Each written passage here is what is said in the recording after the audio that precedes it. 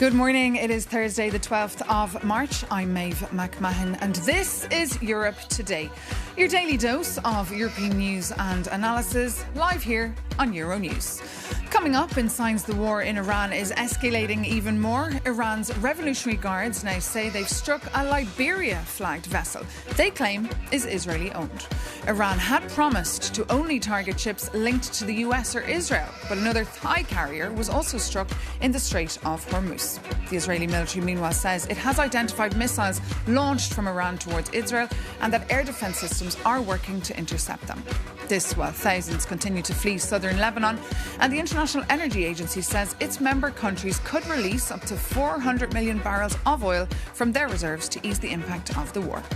And French President Emmanuel Macron has said Iran's military capabilities had been weakened but not, quote, reduced to zero by US and Israeli strikes. He made the comments after a meeting with G7 leaders, including President Donald Trump. For more on that G7 meeting, we can head straight to Paris and bring in Euronews' France correspondent, Sofia Katsenkova, who's outside the Elysee Palace for us this morning. Good morning, Sofia. Look, France is pushing here for a coordinated response to the energy shock caused by the war in the Middle East. But what exactly can President Macron do? Well, speaking after the talk with leaders of the G7, which France currently chairs, French President Emmanuel Macron confirmed that countries had agreed to release 400 million barrels from strategic oil reserves. The move is designed to calm market prices as the conflict threatens shipping through the Strait of Hormuz, one of the world's most critical oil routes, which handles about a fifth of global supply.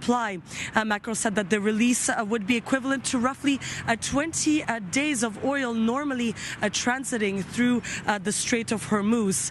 But the French leader also insisted that the current energy shock should not change policy towards Moscow, despite the pressure on global oil markets. Let's take a listen.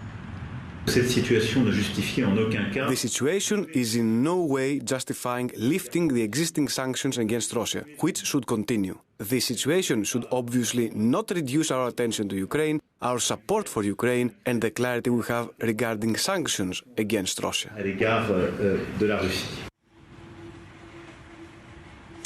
So these comments come as U.S. President Donald Trump suggested earlier this week that some oil sanctions could potentially be lifted to ease pressure on markets, though he did not specify whether that would apply to Russia. And that's why Macron kept insisting yesterday that the war in the Middle East must not overshadow what's happening in Ukraine, where Russia's full-scale invasion has entered its fifth year. The French president is due to host his Ukrainian counterpart, Volodymyr Zelensky, in Paris tomorrow, where the two leaders are expected to discuss ways to increase pressure on Russia. Back to you, Brussels. Indeed, and we'll likely come back to you tomorrow for an update on that very important meeting. Sofia Katsenkova, thank you so much for that live broadcast there from Paris. Now back in Brussels, there is major concern over the potential shocks this war could have on the European economy, from high inflation to low growth. The EU Commission is mulling next steps. For more, very shortly we'll be joined here by the European Commissioner for the Economy, Valdis Dombrovskis. But first, let's bring in Euronews' EU editor, Maria Tadeo, for some more context. Maria, good morning. What is at stake here for the European economy? Good morning. So it's very much the scenario of stagflation that you allude to, one in which obviously growth is impacted and then you see inflation pick up, mostly because of the energy story that is playing out around the Strait of Hormuz, but also the Gulf countries, where they're not just producers of oil, but they're also key in the transportation. Yesterday, we saw this emergency release of strategic reserves of oil to the tune of 400 million barrels. Obviously, the idea is that this is going to ease some of the price pressure. But of course, as long as the war continues, there is a big question mark as to whether you can stabilize a market so volatile with such uncertainty playing out on the ground. And Maeve, to that point, indeed, we are now joined by the Commissioner for the Economy, Valdis Dombrovskis, who joins us here in the studio. Good morning. Good morning. Commissioner, just a very simple question. How bad is it going to get for Europe? The economic impact of current crisis in the Middle East will, to a large extent, will depend on how long the conflict will continue, how wide it will spread. So, in a sense, if we manage to achieve a quick de-escalation, the impact may be limited. If it gets protracted and correspondingly both with disruptions for oil shipping and oil and gas production, that's indeed, as you mentioned, can create a stagflationary shock for the European economy, where due to the elevated energy prices, it peaks in a broader inflation and also negatively affects growth through confidence effects, through disruptions in supply chains, and through tighter financing conditions. So then what are you going to do as a commission? Because we see the capital saying the European industry cannot deal with another energy shock. We need measures.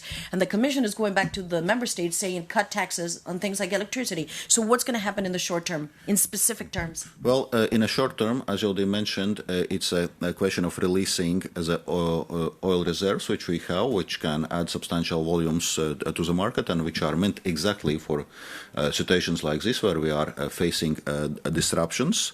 But the market did not take that as a positive. Oil prices still went up. Well, we must see what are the reasons for this. First, we see that oil prices are very volatile. Second, Iran was hitting a major oil storage in Oman. It basically continues to target energy infrastructure in neighboring countries. So this volatility is certainly linked with this, and those oil reserves volumes have not reached the market yet.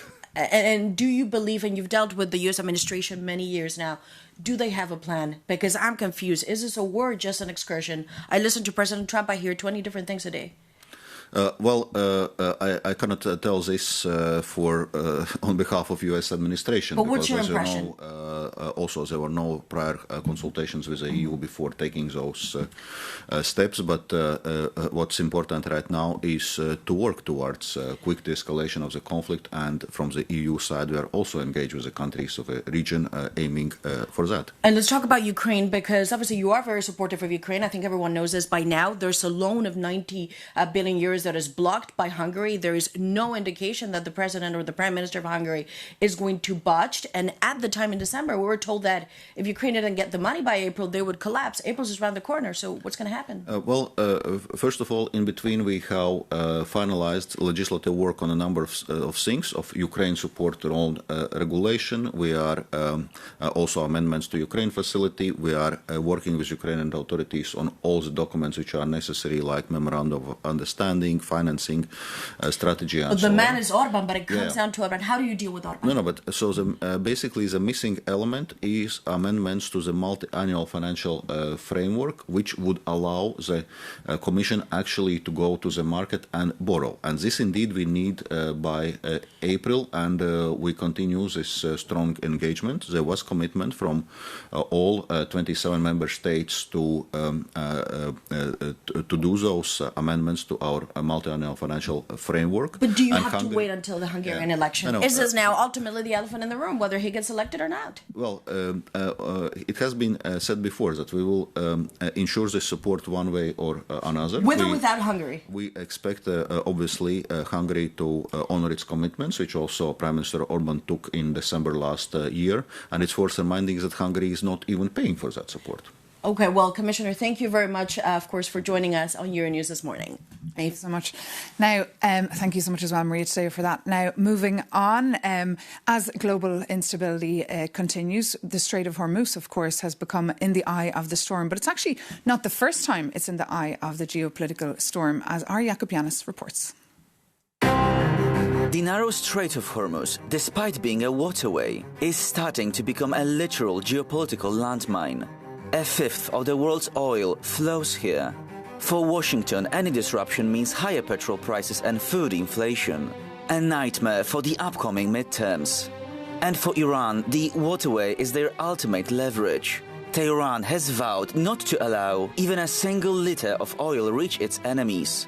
And in response, the US says it has destroyed 16 Iranian mine-laying vessels. But hey, we've been here already, so who's up for a history lesson?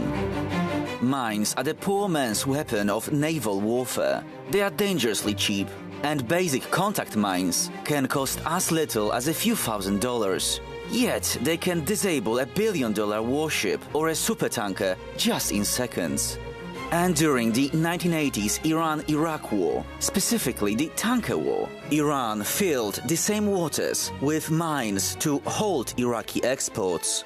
And in 1988, after a US frigate was nearly sunk by an Iranian mine, the Ronald Reagan administration responded firmly, launching Operation Praying Mantis. Historians say that in a single day, the US Navy dealt a devastating blow to Iranian's operational fleet. The message was clear: mess with the oil and you will lose your navy. Because of disruptions in the Strait, Iraq, which relies on oil for 90% of its revenue, is now desperately exploring alternative routes through Syria, Jordan and Turkey. And for Europe, this crisis proves that swapping Russian oil for Gulf crude meant simply trading one dependency for another. So maybe it would signal a revival of decentralized green energy. After all, if the climate argument becomes too polarizing, it could be now about military and energy sovereignty. Jakub Janis reporting for us there. And as global instability continues to worsen, particularly in Iran and the rest of the Gulf, NATO has been carrying out military exercises in the High North and in Norway. Known as Cold Response, it involves 14 NATO countries. And for more, Euronews correspondent Shona Murray joins us now from Norway. Well, good morning, Maeve. We're here in the Arctic covering NATO's Cold Response military exercise, which is part of the Arctic Sentry military exercise, which was agreed amongst allies back in January to deal with the political chaos that ensued at NATO when Donald Trump said he wanted to take over Greenland. We're stationed at a Norwegian coastal corvette, which is the fastest military vessel in the world. And all around us, we have military personnel who are taking part in this exercise. There's around 25,000 soldiers from the United States, from all across NATO alliance.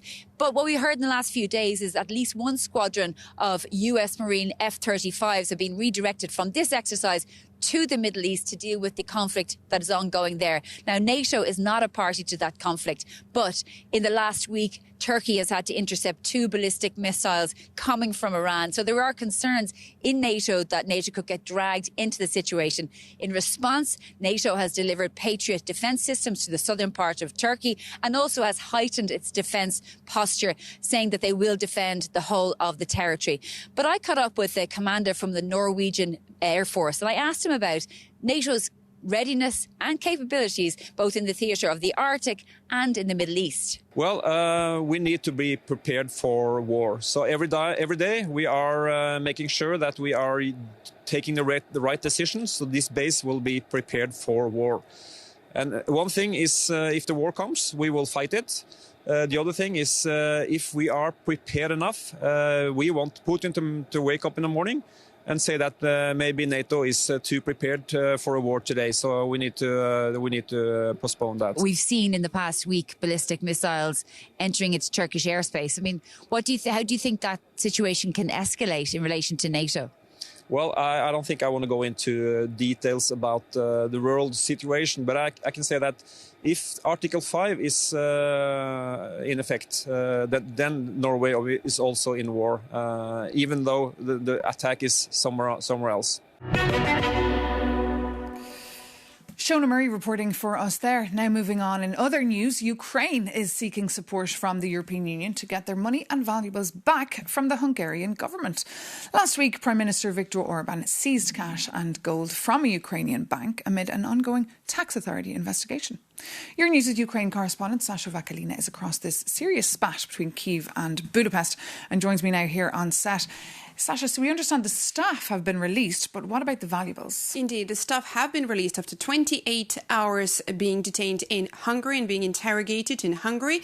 But the valuables, the gold and the money in the shipment in total worth something like $82 million remains in Hungary. And it's been exactly 1 week since now. This shipment was going from Austria to Ukraine by Hungary by road. The reason it was going by road is because, of course, the airspace in Ukraine remains closed for over 4 years since Russia's full-scale invasion of Ukraine.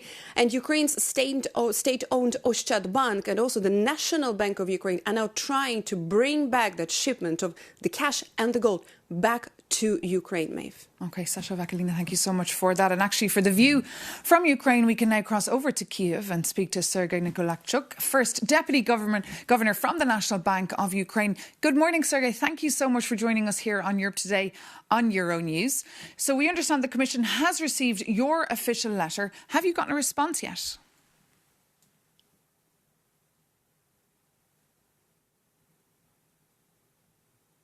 Our European partners to ensure that this incident does not remain without an appropriate response. Our requests were addressed to the EU High Representative for Foreign Affairs and Security Policy, the leadership of European Commission Directorate General for FISMA, European Central Bank, Austrian National Bank, and at this stage we are still awaiting for formal replies from our counterparts. And what kind of support does Kiev want and expect from Brussels here? Well, we expect an impartial and transparent review of this case with clear conclusions that would demonstrate in practice that European Union's commitment to the rule of law. It is important that the European Commission and other relevant EU institutions have full access to all necessary information and documentation in order to provide their own independent assessment of the actions taken by the Hungarian side. From our side, we stand ready to provide any information required to cooperate fully with the European partners. And tell us about the direct contact between Kiev and Budapest. How's that going here? Communication with the Hungarian side is being handled by our Ministry of Foreign Affairs, which is leading the efforts to resolve the situation through diplomatic channels. Also, Oschad Bank, together with its legal advisors, is working to clarify all circumstances of the case and remains in contact with the Hungarian authorities with the aim of resolving the issue of the cargo and as well as ensuring the protection of the rights and interests of the financial institutions and its employees. From the NBU side, we facilitate all these efforts. And just on that point of clarification, how routine is this kind of cash and property transport through other countries? Well, that is the regular and common practice to transport cash from Austrian Raiffeisen Bank to Ukraine by Oschad Bank and many other countries. Actually, yeah, so we reviewed and we may confirm that the cargo has been properly documented. We see no irregularities in the practice of international transportation of cash between banks. And actually, it is also important to note that Raiffeisen Bank International, which is one of the main suppliers of FX cash to Ukrainian banks, confirmed in its statement that it had provided the relevant authorities with all required documentation related to these cash management operations. So how would you describe the whole case? Do you consider it a confiscation? Well, from our point of view, the actions taken by the Hungarian authorities raise serious concerns and suggest that this case goes beyond purely procedural or security-related issues. From the very beginning, the sequence of events has indicated that the situation has a political dimension rather than being a standard legal or regulatory matter. The facts speak for themselves. OK, Sergei Nikolachuk, thank you so much for joining us here this morning on Europe Today on Euronews. For more, of course, on that story and on that ongoing investigation, do take a look at Sasha Vakalina's reporting and, of course, Chandra Ziros, our Hungarian reporter, his reporting as well on Euronews.com. But that does bring this edition of Europe Today to an end. Thank you so much for your company, as always. We'll be back, of course, tomorrow, Friday, bright and early here on Euronews with a fresh edition of Europe Today. Don't miss it.